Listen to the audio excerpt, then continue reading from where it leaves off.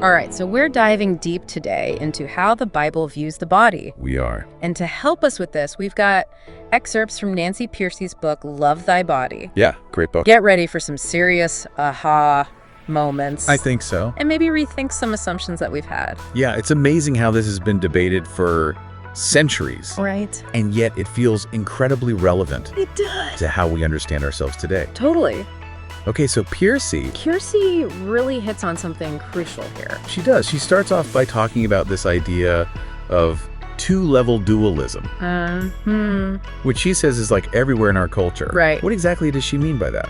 Well, she's getting at this tendency, we have to split ourselves into two parts, you know? Okay. The physical body and then the real person, like the soul or the mind. Okay. And that division can have some pretty significant consequences. For sure. I mean, it's almost as if we're taught to see our bodies as these obstacles to spiritual growth. Should we slay? And Pearcey argues that this modern separation has led to a devaluation of the physical. Yeah. You know, making us see our bodies as limitations rather than the very means through which we can experience God and his creation. So the Bible actually takes a completely different stance, right? Yes. The Bible radically affirms the goodness and value of the material world. Yeah. It explicitly states that God created the physical realm, including our bodies, and deemed it good. So it's almost like we've inherited this ancient Greek way of thinking. A little bit. Without realizing it. That's a great observation. I never thought about it that way before. And to really understand the biblical perspective, Pearcey digs into Hebrew poetry, particularly in the Psalms and Proverbs. Yeah, she quotes Psalm 63.1, which says, "My soul thirsts for you, my flesh yearns for you." Isn't it?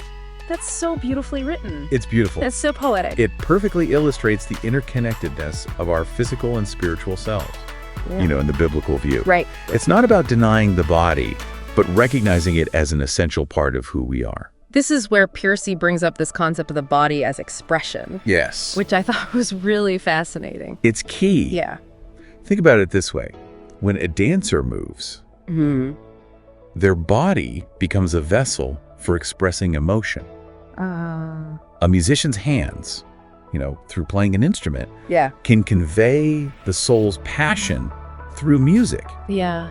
These examples show that our bodies are not just vessels. Okay. They're the very means through which our inner lives are made visible. It makes so much sense. It's not just about like my mouth is eating. It's I am eating. Exactly. And this understanding of the body as expression also has implications for how we perceive and understand others. We see their expressions, their gestures, their actions. It's all part of who they are, how they communicate, how they experience the world. So the Bible is painting this picture where our bodies are not just these you know, shells. They're essential to how we live and relate to God and to each other. Absolutely. But you mentioned that this was kind of a radical concept for the early church. Oh, yeah.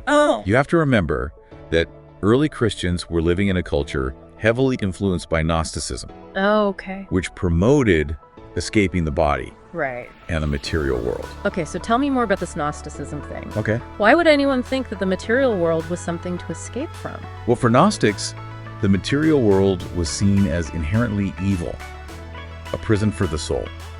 They believed that creation itself was a fall from grace.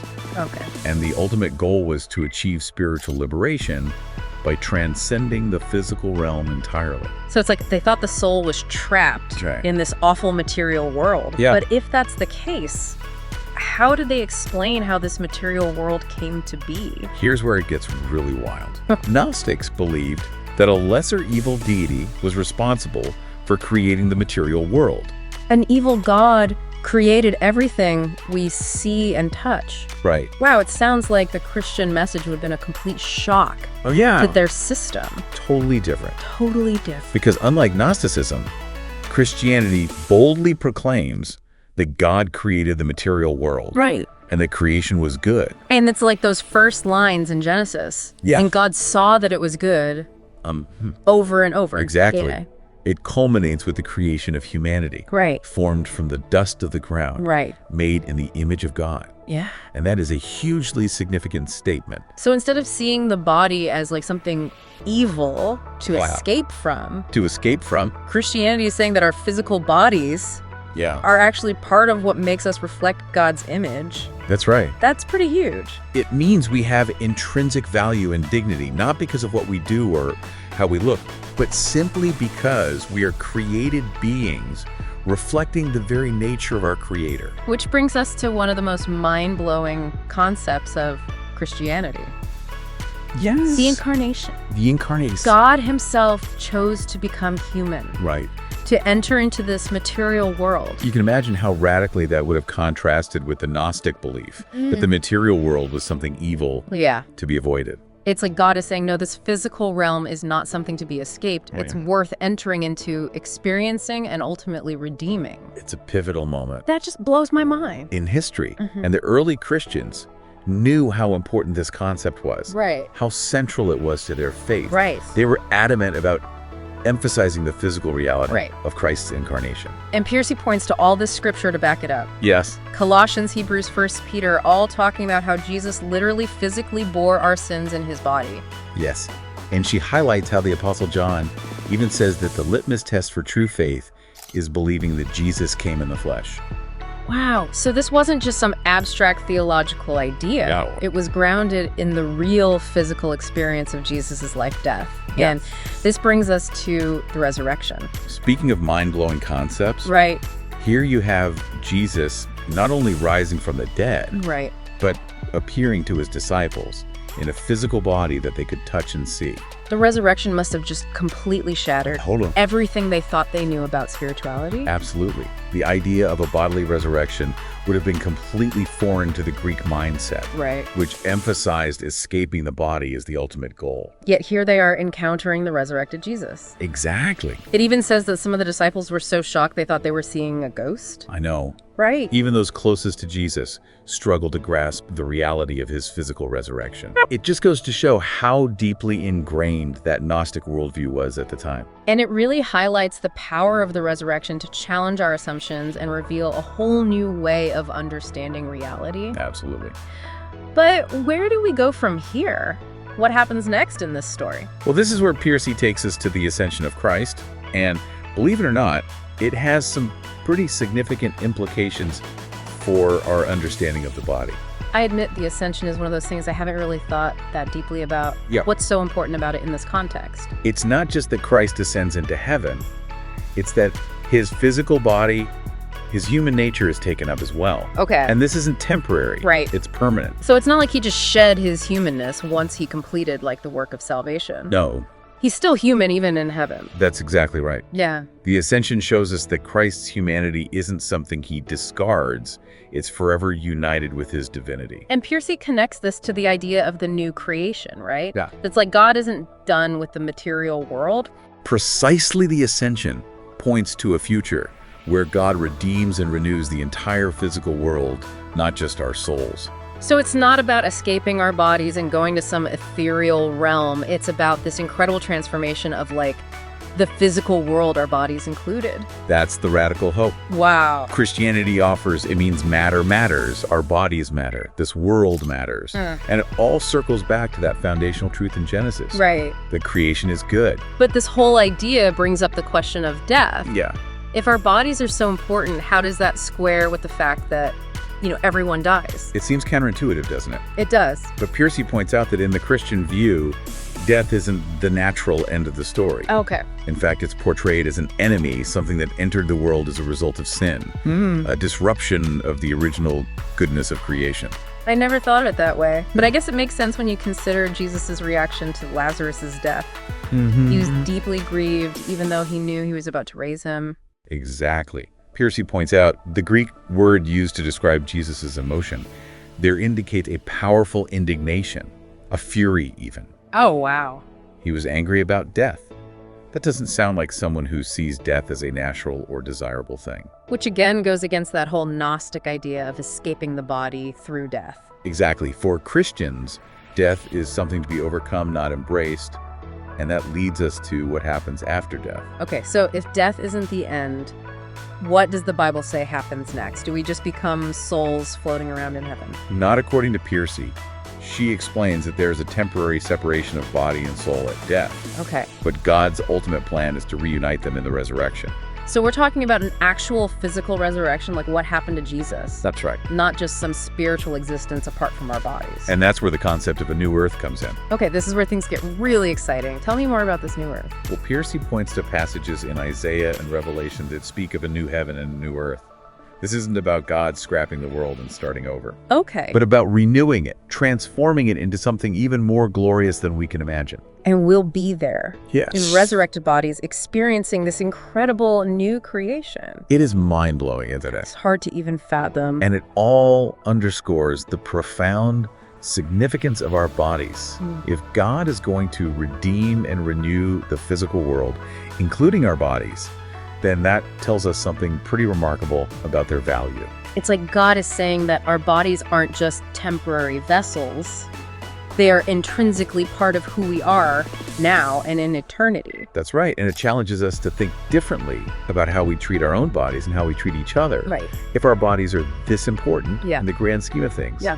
We can't just dismiss them, abuse them, or treat them as insignificant. So we've seen how different the Christian view of the body is from the Gnostic idea of escaping the physical realm. But did Gnosticism just fade away, or did these ideas stick around in some form? That's a great question, and it might surprise you to know that Gnosticism didn't completely disappear. Pearcey points out that many Gnostics actually tried to blend their beliefs with Christianity. So they were claiming to be Christians. Yeah. But with a Gnostic twist. Yeah, a little bit of a Gnostic twist. That seems kind of sneaky. It does, doesn't it? But it makes sense when you think about it. If you believe that the material world is evil, then the idea of God taking on flesh or rising from the dead is going to be pretty problematic. I see what you mean. They'd have to reinterpret those core Christian beliefs to fit their own worldview. But why would Gnosticism have been more socially acceptable than true Christianity? It seems like both would have been pretty countercultural in the Roman Empire. That's a fascinating point that Pearcey brings up, and it has to do with the implications of these beliefs for how people lived in the world. Gnosticism, with its focus on escaping this world, didn't really pose a threat to the Roman authorities. So spirituality that's all about personal enlightenment and detachment from the material world wouldn't really ruffle any feathers, so to speak. Exactly. It could easily coexist with the power structures of the day. But early Christians, with their belief in a bodily resurrection and a renewed earthwell, that had much more radical implications for social justice, for challenging injustice and oppression. Because if you believe that God is going to raise you from the dead and renew the earth, then the suffering and injustice of this world suddenly can't be ignored. Precisely, and that's why, as Pearcey quotes N.T. Wright, it was those who believed in the bodily resurrection who were burned at the stake and thrown to the lions. Wow, that's powerful. Their belief in the resurrection gave them the courage to stand up for what was right, even in the face of persecution. It's a stark reminder that our beliefs about the body aren't just theoretical. Right. They have real-world consequences for how we live, how we treat others, and how we engage with the world around us. It's mind-blowing to think that these ancient debates about the body are still so relevant today, but I have to admit, I'm having trouble seeing how this ancient Gnostic worldview is still impacting us in the 21st century. How does this connect to our lives now? I'm still trying to wrap my head around how, these ancient Gnostic ideas are still influencing us today. Right. It seems so different from our modern world. It's more subtle than you might think. Okay. Those ideas haven't disappeared. They've just taken on new forms, All right. often disguised within seemingly positive trends. So we're not talking about people trying to literally escape their bodies anymore. Not exactly, Yeah. but think about how often you hear people talk about, finding themselves. Right. Or transcending their limitations. Okay. It's this constant striving for self-improvement. Right. Reaching for some higher state of being, almost as if the real self is somewhere outside our physical experience. You're right. It's everywhere. Yeah. Self-help books, meditation apps. It is. Even social media feeds. It's all about becoming the best version of ourselves. Yeah. But how is that Gnostic? Well, Pearcey argues that this relentless focus on self-actualization, while often well-intentioned, can become a form of Gnosticism in disguise. Okay. It's about detaching the true self from the body and its limitations believing we can create our own reality, our own identity, apart from the physical world. So instead of robes and rituals, it's all about self-help seminars and vision boards. Exactly. That's a really interesting parallel. Yeah. But when some people say that focusing on self-improvement is important, how does Pearcey address that? Well, she acknowledges the value of personal growth, but she cautions against the underlying assumption that our true selves are somehow separate from our bodies. Yeah. As if the physical realm is something to be transcended or even overcome. Which, if you think about it, contradicts that core Christian belief. Yes. That we're created in God's image. Exactly. Body and soul. Right. Our bodies aren't just vehicles. Mm-hmm. They're part of who we are. They are part of who we are. This makes me think about the constant pressure we face to conform to like certain body image and beauty standards. Yeah. It's like we're always being told to mold our bodies into something they're not. Right.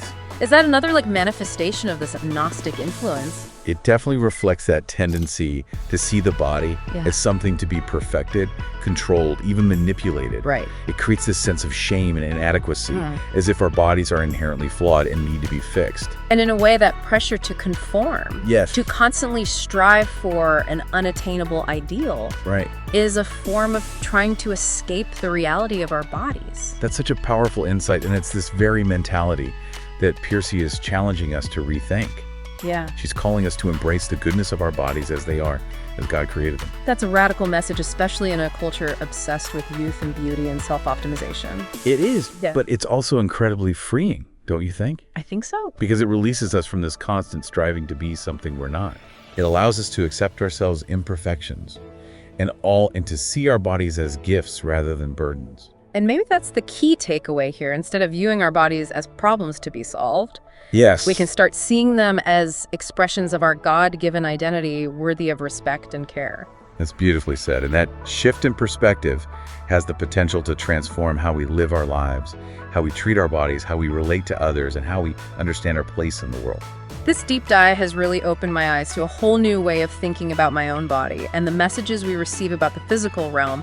Who knew that ancient debates about the body could be so relevant to our lives today? It's amazing how these ideas continue to resonate throughout history. Yeah. Pearcey's work truly challenges us to rethink our assumptions about the body and the material world around us. It makes you wonder if Pearcey's right and our bodies are not just vessels, but expressions of our very souls.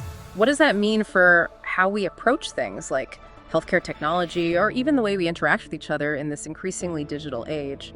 That's something worth pondering, isn't it? It is.